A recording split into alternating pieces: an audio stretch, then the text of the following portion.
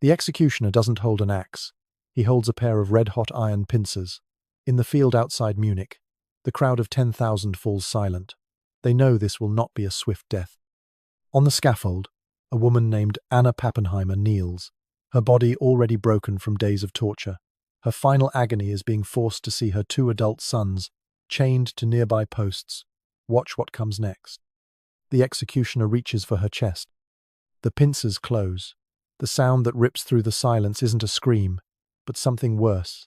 The sound of a soul realizing that mercy has completely abandoned this world. This was never about justice. It was a public spectacle of cruelty, a warning written in scorched flesh to terrorize a nation. This level of orchestrated cruelty doesn't just happen. It has to be built, piece by agonizing piece.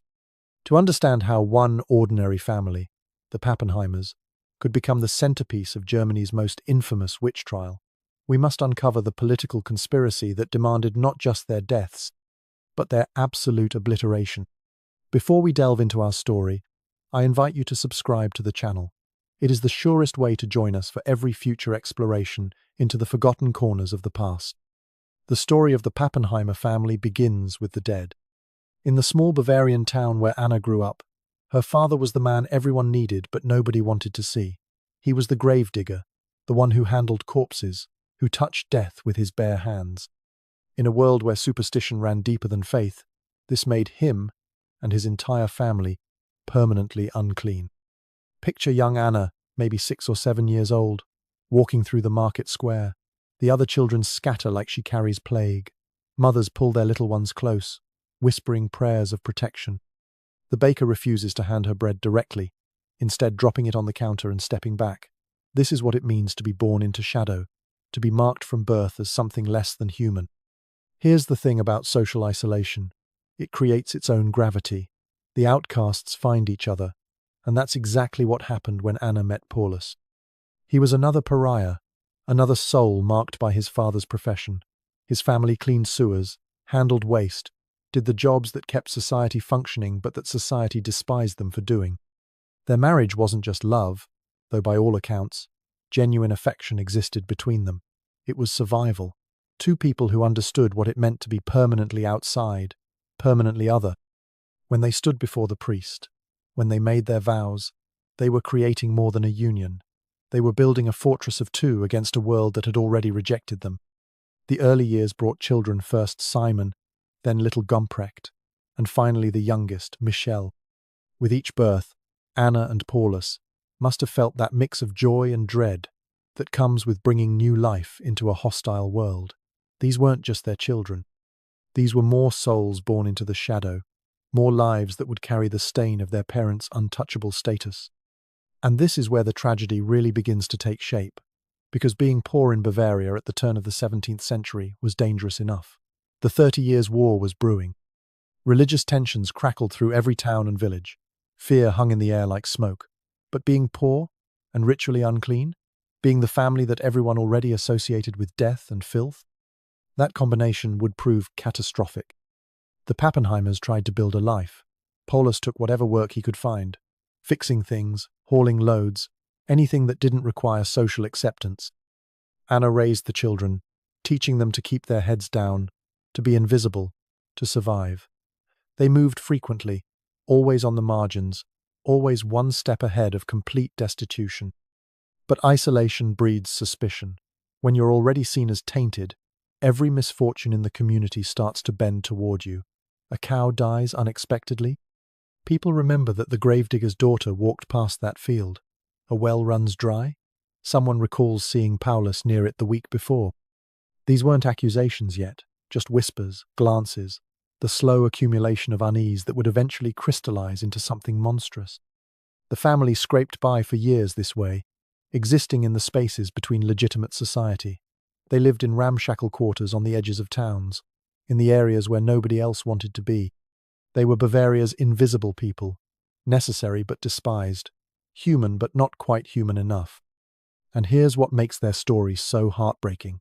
They were just trying to live. In all the records, in all the accounts, there's no evidence of any wrongdoing beyond the crime of poverty and the misfortune of birth. They were a family like any other, with parents who loved their children, and children who trusted their parents. They shared meals, told stories, faced hardships together. The social death sentence passed on them at birth. That should have been tragedy enough. It should have been their only burden. But in Bavaria, in 1600, being an outcast wasn't just uncomfortable or limiting. It was about to become a death sentence in the most literal sense. The Pappenheimers couldn't know it yet, but their very existence had marked them as perfect victims for a horror beyond imagination. They were about to learn that in a world gripped by fear and superstition, being nobody meant you could be transformed into anybody's monster. But being shunned by society was one thing. Soon, their very existence would become a crime. Knock, knock, knock. For the Pappenheimer family, every sound from the outside world was a potential threat. By 1590, Bavaria had made poverty itself illegal. The wandering poor, the beggars, the families without permanent residence, they weren't just unwanted anymore, they were criminals. And the Pappenheimers, forever moving from town to town in search of work and survival, fell squarely into this category. Imagine the constant tension. Every time Paulus left their temporary shelter to find day labor, every time Anna ventured out with the children to beg for food, they were committing a crime punishable by imprisonment or worse. The sound of horses' hooves on cobblestones sent hearts racing. Was it just a merchant passing by, or was it the town guard? Now, you have to understand what desperation does to people. It makes them take risks that seem insane from the comfort of safety. One night, with the children crying from hunger, Paulus made a decision that would haunt the family forever. He heard about a job-steady work that paid actual wages. The catch? It was the worst job imaginable. Cleaning privies. The waste handlers of Bavaria weren't just poor, they were the absolute bottom of society's ladder. They worked at night, moving through the darkness to empty the cesspits and privies of the townspeople. They literally handled human filth, and that filth clung to them in the minds of everyone they met. But it was work. It was survival. And this is where the family got their name, Pappenheimer. Not their real name, but a label, a brand that marked them as the lowest of the low. In some accounts, it came from the paper used in privies. In others, it was a corruption of a place name. But the origin doesn't matter as much as what it meant. You are filth. You handle filth. You are what you handle. Picture Anna's face when Paulus came home with the news. The relief at having steady income warring with the horror of what it meant. Their children would now carry this stigma too. Little Michel, barely old enough to understand, would grow up as the son of the Pappenheimer, the shit handler, the night crawler, the thing that decent people didn't acknowledge in daylight. The job meant they could settle in one place, at least temporarily. They found lodging, if you could call it that, in the worst part of town, where the smell from the tanneries mixed with the stench of poverty and desperation. But even this stability was an illusion, because now they weren't just outcasts. They were visible outcasts. They had a title, a role, a presence in the community that people could focus their disgust upon. The work itself was backbreaking and degrading. Paulus would leave as darkness fell, wrapping himself in rough cloth, carrying the tools of his trade. He'd move from house to house, estate to estate, descending into the pits where human waste accumulated. The sound of his shovel scraping against stone, the splash of filth being loaded into carts, these became the soundtrack of the family's nights. But here's what the historical records don't capture: the small moments of humanity in the midst of this degradation. Anna keeping the children quiet, so Paulus could sleep during the day. The family sharing their meager meals, finding joy in small things. A successful day of begging, a kind word from a stranger, the simple fact of being together.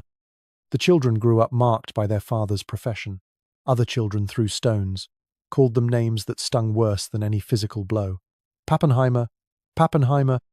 The chant followed them everywhere. Simon, the eldest, learned to fight back. Gumprecht became quiet, withdrawn. Little Michel clung to his mother's skirts, not understanding why the world seemed so cruel. And through it all, the fear remained, because being a legal waste handler was barely better than being an illegal beggar. One missed tax payment, one complaint from a citizen, one night where Paulus was too sick to work, any of these could send them back to the roads, back to being criminals simply for existing. The family had traded one form of social death for another. They were now the official pariahs, the acknowledged untouchables. They had names, addresses, a place in the community, but that place was at the very bottom, in the darkness, handling the waste of their betters. They were now the official bogeymen of the town, working in the dark. They had no idea that a real monster was about to speak their name. It all started with a captured thief, a desperate man in a cell, willing to say anything to save his own skin. The year was 1600, and in a Munich prison, a condemned criminal faced his interrogators. He'd been caught red-handed, and execution loomed. But the authorities offered him a deal: give them information about other crimes, other criminals, and perhaps mercy might be found. The thief, whose name history barely records, began to talk. And talk. And talk. At first, his confessions were mundane. He named accomplices in robberies, pointed fingers at other thieves. But his interrogators wanted more. In an era where every misfortune was blamed on dark forces, they pressed him about witchcraft, about devil worship, about the murders of children that plagued parental nightmares. And that's when the thief spoke the name that would doom an entire family: Pappenheimer. The accusation he crafted was a masterpiece of grotesque invention. The Pappenheimers, he claimed, weren't just waste handlers. They were serial killers who stalked pregnant women. They murdered them for their unborn children. And here's where the lie became so monstrous it took on a life of its own. They used these unbaptized infants to create magical candles. Candles that, when lit, would render anyone who carried them invisible. Candles made from the rendered fat of innocent babies. Think about the diabolical genius of this lie. It combined every parent's worst nightmare with the superstitions of the age. It took a family already associated with filth and darkness and transformed them into something out of a nightmare. The waste handlers who worked in the night became monsters who hunted in the night. The interrogators leaned forward. This was exactly what they wanted to hear. Not because they necessarily believed it at first, but because it was so sensational, so horrifying, that it would justify anything they did next. The thief, sensing their interest, elaborated. The Pappenheimers had been doing this for years. Dozens of victims, maybe hundreds. They had a whole network of accomplices. They met with the devil himself. Now, you have to understand the psychology at work here. Bavaria in 1600 was a powder keg of religious tension and social anxiety. The Catholic Counter-Reformation was in full swing. Protestants and Catholics viewed each other with deep suspicion. Tales of witches and devil worshippers provided a common enemy, something everyone could unite against. And who better to fill that role than a family of outcasts that everyone already despised? The thief's confession spread through the authorities like wildfire. Here was the answer to every unexplained death, every missing person, every stillborn child. The Pappenheimers, of course. Those who handled the city's filth in darkness, who lived on the margins, who had always been somewhat less than human in the public eye. It made perfect, horrible sense. But here's the truly terrifying part. The accusation was so extreme, so detailed, so horrifying that it created its own credibility. Surely no one would make up something so grotesque. Surely there must be some truth to it. The very monstrousness of the lie became its own proof. The authorities didn't investigate. They didn't look for evidence. Why would they? They had a confession from a criminal who had nothing to gain by lying, or so they told themselves. They had a perfect set of suspects in the Pappenheimers, and most importantly, they had a crime so sensational that solving it would bring glory to everyone involved. Word began to spread beyond the prison walls, whispers in the market, hushed conversations in taverns. The story grew with each telling. The Pappenheimers weren't just killing pregnant women now, they were conducting satanic rituals. They weren't just making candles, they were selling them to an entire network of criminals and witches. The family that had been merely despised was transforming into something else entirely, Bavaria's greatest threat. And all the while, the Pappenheimer family continued their miserable existence, completely unaware that their names were being spoken in halls of power. Paula still cleaned privies. Anna still struggled to feed her children. Simon, Gumprecht, and little Michelle still faced the daily humiliations of their status. They had no idea that a condemned thief's desperate lie had just lit a fuse that would explode their world. The accusation was so monstrous, it created its own reality, and unfortunately for the Pappenheimers, it had just reached the ears of the most powerful man in Bavaria. As the Pappenheimer family was dragged from a squalid tavern in chains, a world away, a man in an opulent palace was looking for an example. Duke Maximilian I of Bavaria was a man with ambitions that stretched far beyond his borders. He wanted to be the champion of the Catholic Counter-Reformation, the defender of the faith, the ruler who would restore order to a chaotic world. But he had a problem. His subjects were restless, anxious, full of fears about witches and devils and the breakdown of social order. He needed something dramatic, something that would show his power and his piety in one decisive stroke. When the report about the Pappenheimers reached his desk, Maximilian must have seen it as a gift from God himself. Here was the perfect opportunity. A family of outcasts accused of the most heinous crimes imaginable. No powerful relatives to object, no social standing to complicate matters. Just a group of human refuse who could be transformed into a lesson for all Bavaria. The arrest happened at dawn. Picture the scene. Paulus stumbling from the tavern where the family had taken shelter, still groggy from exhaustion after a night of work. The thunder of boots on cobblestones. Soldiers in full armor, far more than necessary for arresting a family of beggars. The children's screams as they were dragged from their mother's arms. Anna fought them. Of course she did. The historical records note that she had to be subdued, that she cursed and spat and clawed like a wild animal. But what mother wouldn't, seeing armed men seizing her children? Little Michel, only 10 years old, clung to her skirts until a soldier pried him away. Gumprecht tried to run, but was caught within steps. Simon, the eldest, stood frozen, perhaps understanding better than the others that resistance was futile. The neighbours watched from windows and doorways. Some crossed themselves, others turned away, but nobody intervened. Who would dare? And more to the point, who would risk themselves for the Pappenheimers? They were arrested not as people but as symbols, and everyone understood that instinctively. Meanwhile, in his palace, Maximilian was already planning the show trial. This wouldn't be some quiet affair in a local court. This would be a spectacle, a demonstration of divine justice that would echo across Europe. He personally ordered that the best interrogators be brought in, that no expense be spared in extracting confessions. The guilt of the accused was never in question. The only question was how to make their guilt serve the greatest political purpose. Here's the cold calculation that sealed the family's fate. Maximilian needed them to be guilty of more than just murder. Simple killers wouldn't serve his purposes. He needed devil worshippers, a vast conspiracy, proof that Satan himself was moving against Bavaria, and that only the Duke's iron fist could protect the faithful. The Pappenheimers would be the stars of this morality play, whether they knew their lines or not. The family was separated immediately. This was standard procedure, but it served a darker purpose. Alone, terrified, each family member would be more vulnerable to what came next. Paulus was thrown into the men's prison, Anna into a cell barely large enough to lie down in. The children, and this detail should chill your blood, the children were housed with hardened criminals who were encouraged to terrify them with tales of what happened to witch spawn. The machine of justice began to grind, but justice had nothing to do with it. Letters flew between the palace and the prison. Maximilian wanted updates. He wanted confessions. He wanted names of accomplices.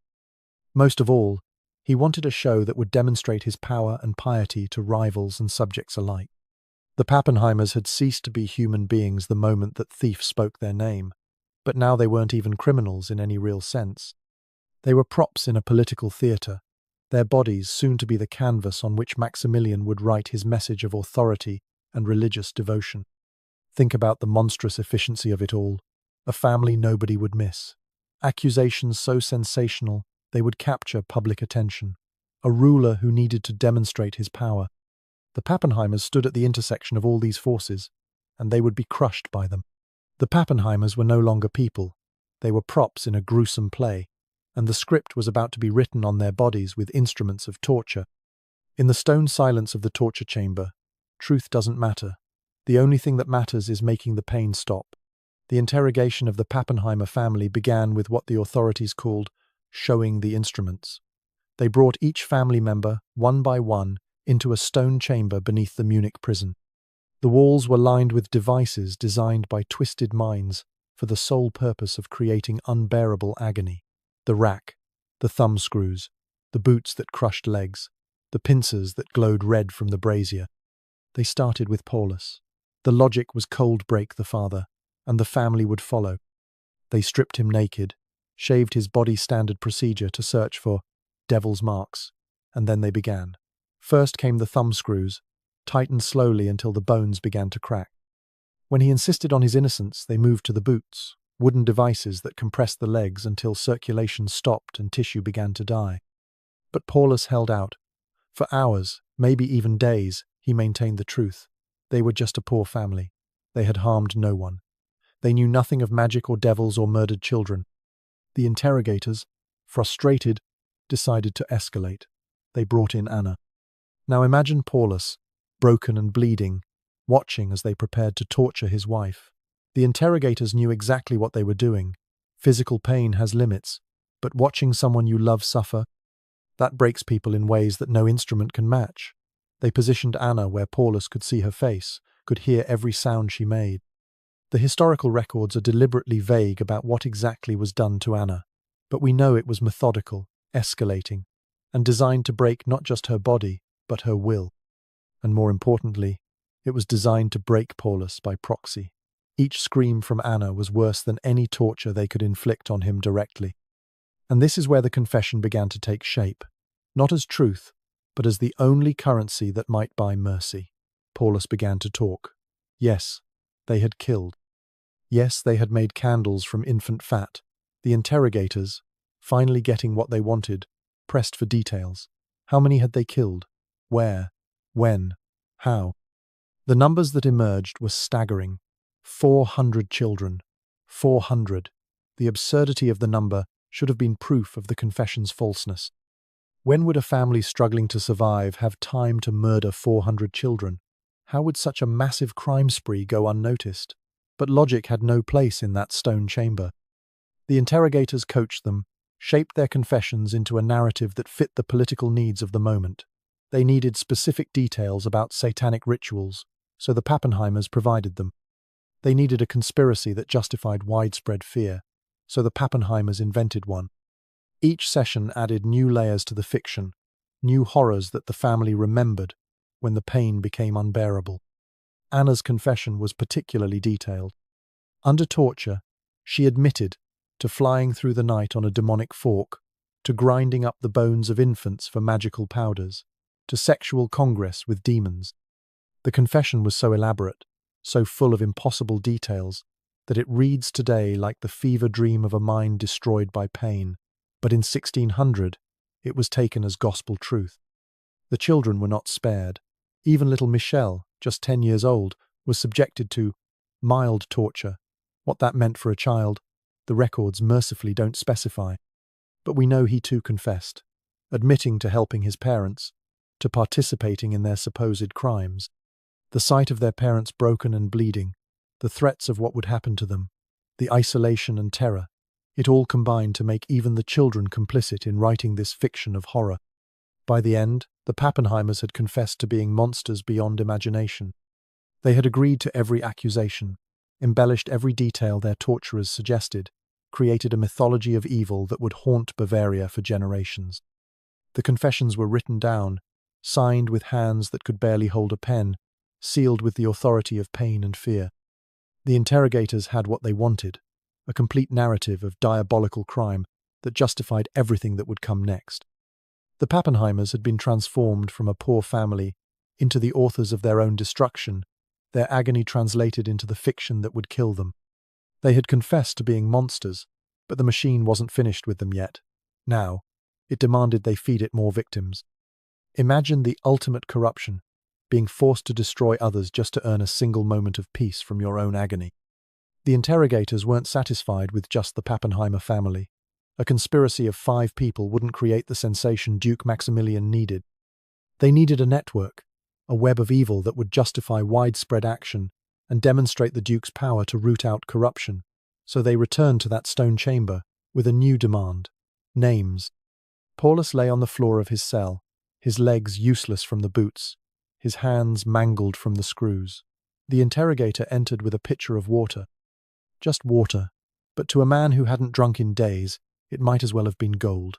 The interrogator made the bargain explicit. 1 name, 1 sip. A name of an accomplice in their supposed crimes, and Paulus could wet his cracked lips. Think about that moment. The absolute degradation of being reduced to trading human lives for water. Paulus knew these people were innocent. He knew because he was innocent, because the entire confession was a fabrication born of agony, but his body screamed for relief, and his mind had been shattered by weeks of torture. The first name came out as barely a whisper, a neighbor who had once shown them kindness. The interrogator smiled, allowed a small sip, then demanded another name, and another, and another. Each name brought a moment's relief water, a loosening of bonds, a brief respite from active torture, but each name also added another link to the chain of destruction. Anna faced the same devil's bargain. They told her that Paulus had already named dozens of accomplices.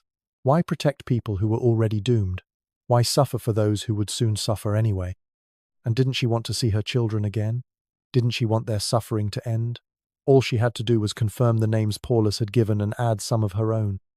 The children were manipulated differently. They were told their parents had confessed everything, that holding back names would only anger God further. Little Michel, confused and terrified, began naming everyone he could think of.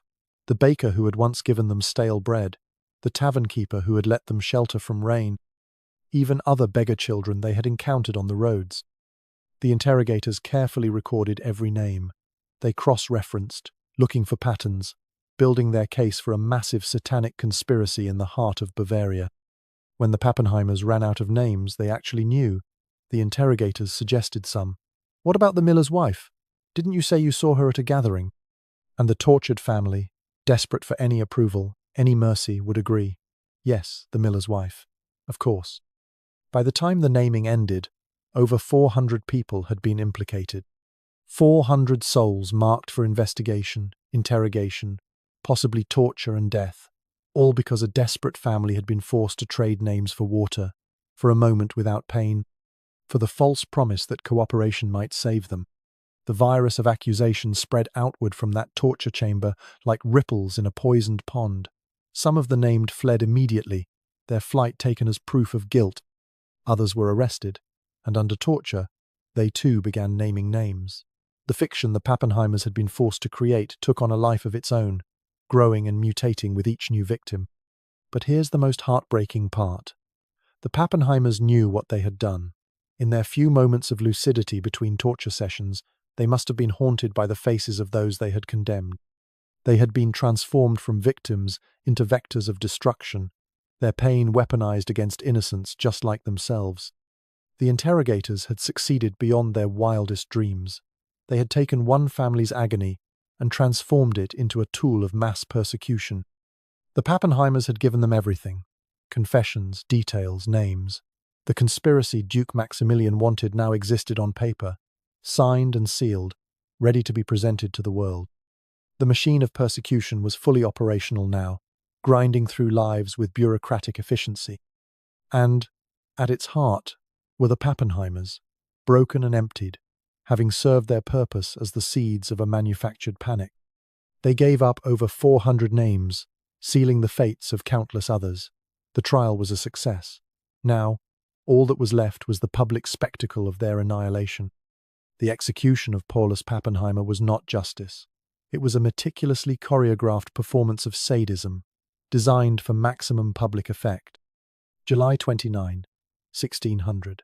Dawn broke over Munich with the sound of drums and church bells. This was not to be a simple execution. Duke Maximilian had ordered a spectacle that would be remembered for generations. Workers had spent days preparing the route from the prison to the execution grounds, setting up barriers to control the massive crowd expected to attend. The Pappenheimer family was awakened before dawn.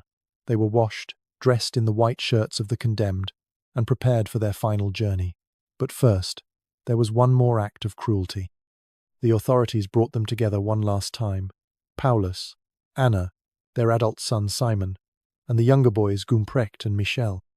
They were allowed to see each other, to say goodbye, knowing that within hours they would die in front of tens of thousands. The procession began at 6 in the morning. Paulus was placed in a cart, his broken legs unable to support him. But this wasn't mercy, it was practicality. They needed him conscious and aware for what was to come. Anna and Simon walked, chains clanking with each step. The younger boys were carried by guards, their small bodies overwhelmed by the situation. Along the 2-mile route, The executioner's assistants had set up stations. At each one, a new torture was inflicted on Paulus as the crowd watched. First came the pincers, heated until they glowed red, tearing chunks of flesh from his arms and chest. The smell of burning meat filled the air. Paulus screamed, but the procession never stopped. This was theatre, and the show must go on. At the second station, they tore at his legs with the pincers. At the third, his back. Each wound was calculated to cause maximum pain without killing him. The executioner was a professional. He knew exactly how much the human body could endure. Between stations, priests walked alongside the cart, urging Paulus to repent, to embrace God before his death.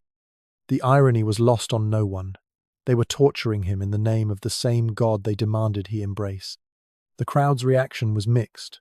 Some cheered each new torture, caught up in the bloodlust of the moment. Others watched in horrified silence, perhaps recognizing that this could be them, their families, if they ever fell afoul of the authorities. Children were held up on shoulders to see better, to learn what happened to those who consorted with the devil. Anna was forced to watch it all. This too was calculated. Her torture was psychological seeing. Her husband systematically destroyed, while knowing her own fate would be no better. Simon stood beside her, and the records note that he tried to comfort his mother, even as he faced his own death. The younger boys were kept slightly apart, but close enough to hear everything, to understand what was happening to their father. When they finally reached the execution ground, Paulus was more dead than alive, but the performance wasn't over. He was tied to a wheel, his broken body displayed for all to see. In a normal execution by breaking wheel, the condemned would receive a mercy blow to end their suffering quickly, but Paulus was denied even this small grace. He was left to die slowly, each breath a struggle, each moment an agony. The symbolism was clear. This man was so evil, so far beyond redemption, that he deserved no mercy. The crowd was meant to see and remember that Duke Maximilian's justice was absolute, that those who threatened the social and spiritual order would face suffering beyond imagination. As Paulus lingered on the wheel, gasping and moaning, the executioner prepared for the next act. Anna was brought forward, her eyes locked on her dying husband. The stakes were ready, the fires were lit. But first, there would be one more performance, one more calculated cruelty designed to burn itself into the memory of every witness. The execution of the Pappenheimer family was entering its final act, and the worst horrors were yet to come. Everything until now had been prologue. What happened next would ensure that the name Pappenheimer would echo through history as a synonym for judicial murder. Paulus was dead. The crowd roared, and then the executioner turned his gaze towards Anna, and what he did next was designed to shatter the very soul of her family. We return now to where we began. Anna Pappenheimer bound to the stake, the executioner's blade catching the morning sun. Her husband's broken body still visible on the wheel, a grotesque monument to the Duke's justice, her sons watching with eyes that would never recover from this sight. The executioner didn't immediately light the pyre. First came the final degradation. As the crowd pressed forward, as her young sons Michel and Gumprecht were held fast by guards, the executioner tore open Anna's shirt. What happened next was an assault on motherhood itself, the symbolic destruction of the body that had nursed these children, that had been their first comfort in a cruel world. Her breasts were cut away, and the mutilated flesh was forced against her sons' mouths in a mockery of maternal nurturing. The crowd fell silent. Even in an age of public executions, this was shocking. This wasn't just killing. It was the deliberate annihilation of the sacred bond between mother and child. Michel, only 10 years old, would carry this image for the brief remainder of his life. Gumprecht's face, according to one witness, went blank, as if his mind simply refused to process what was happening. Only then did they light the fires. Anna Pappenheimer died not just as a condemned witch, but as a mother whose final moments were engineered to cause maximum trauma to her children. The flames rose. The crowd began to disperse, but the show wasn't over. Simon, the eldest son, was beheaded, a relatively merciful death compared to his parents. But mercy was relative in this orchestrated nightmare. He died, knowing his parents had been tortured to death, knowing his young brothers would follow, knowing that their family name would forever be synonymous with evil. The authorities saved a special fate for Michel. At 10 years old, he was too young to execute immediately, Even Duke Maximilian's justice had some limits. Instead, they subjected him to something arguably worse. He was forced to watch every moment of his family's destruction, guards ensuring he didn't look away. Officials carefully recorded his reactions, noting them down for posterity. After the executions, Michel was placed in the custody of Jesuits who would attempt to save his soul. He was rebaptized, given a new name, told daily that his parents were monsters who deserved their fate. For 3 months, this child lived in a purgatory of religious indoctrination and trauma. But the authorities had always intended to complete their destruction of the Pappenheimer line. On November 26, 1600, Michel was strangled and burned. A 10-year-old boy, murdered by the state for the crime of being born to the wrong family. Gumprecht met the same fate, though the records are less clear about exactly when. The Pappenheimer case sent ripples of fear throughout Bavaria. The 400 names extracted under torture led to dozens more arrests, more torture, more executions. Entire families fled rather than risk accusation. The social fabric of communities tore as neighbors wondered who might name them under torture. Duke Maximilian got what he wanted. He was celebrated as a defender of the faith, a ruler strong enough to root out evil. The Pappenheimer executions became legendary, cited as proof of the danger of witchcraft and the need for harsh measures. But here's what we must remember. The Pappenheimers were innocent. They were a poor family, guilty of nothing more than existing on the margins of society. Their true crime was being powerless when power needed victims. Their story isn't about witchcraft or justice. It's about how fear and politics can transform ordinary people into monsters and then destroy them for the monstrosity forced upon them. The name Pappenheimer lives on, but not as they would have wanted. It lives as a reminder that civilization is always just a few accusations away from barbarity, that justice without mercy becomes mere cruelty, and that the most dangerous magic is the spell that makes us see devils where there are only desperate human beings.